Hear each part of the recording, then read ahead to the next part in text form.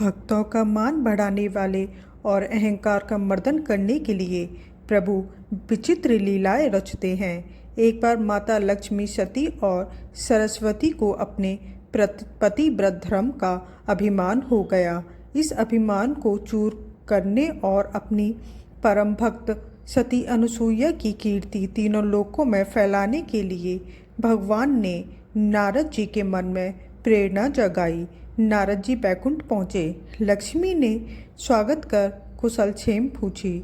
नारद जी ने चतुराई से कहा, माता, मैं चित्रकूट से आ रहा हूँ। वहाँ महर्षि अत्रि की पत्नी अनुसुईया का तेज देख मैं धन्य हो गया। तीनों लोकों में उनके जैसा पति बता कोई नहीं। यह सुन लक्ष्मी जी ने ईर्ष्यावश पूछा, क्या मुझसे भी बढ़कर है? नारद जी ने कहा, माता, तुलना ही व्यर्थ है। अनुसुईया का स्थान सर्वोच्च है। यही लीला नारद जी ने कैलाश और ब्रह्मलोक में भी दोहराई। तीनों देवियों के मन में ईश्वर की ज्वाला भड़क उठी। उन्होंने हट करके ब्रह्मा, विष्णु और महेश को सती अनुसुईया की सतीत्व की परीक्षा लेने भेज दिया।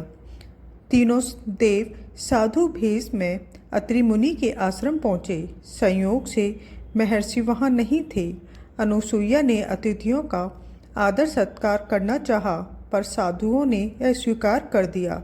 उन्होंने एक विचित्र शर्त रखी, देवी, हम भिक्षा तभी लेंगे तब आप निर्वस्त्र होकर परोसोगी। यह सुनकर सती अनुसुईया क्षणभर को ठिठकी। उन्होंने ध्यान लगाया और अपने तपोबल से साधुओं के वेश में छिपे त्रिदेवों को पहचान लिया। उन्होंने संकल्प किया, मैं निर्वस्त्र होकर आतिथ्य करूंगी, किंतु यदि मेरा पातिव्रत धर्म सत्य है और मैंने पति की के सिवा किसी और का चिंतन नहीं किया है तो ये तीनों 6 माह के अबोध शिशु बन जाएं। वाणी सिद्ध हुई और पलक झपकते ही तीनों देव किलकारियां मारते शिशु बन गए।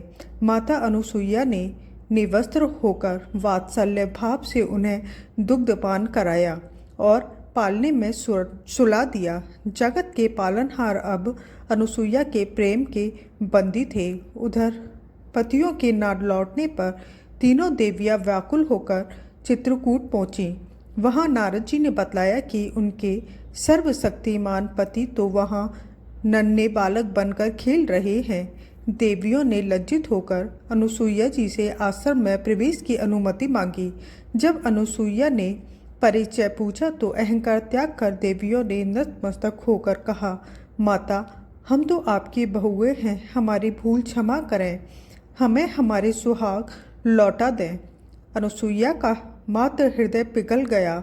उन्होंने मंत्र जल छिड़क कर त्रिदेवों को उनके असली रूप में लौटाया। त्रिदेवों ने अनुसुईया की भक्ति से प्रसन्न होकर अपने अपने अंशों से उन्हें पुत्र रूप में प्राप्त होने का वरदान दिया।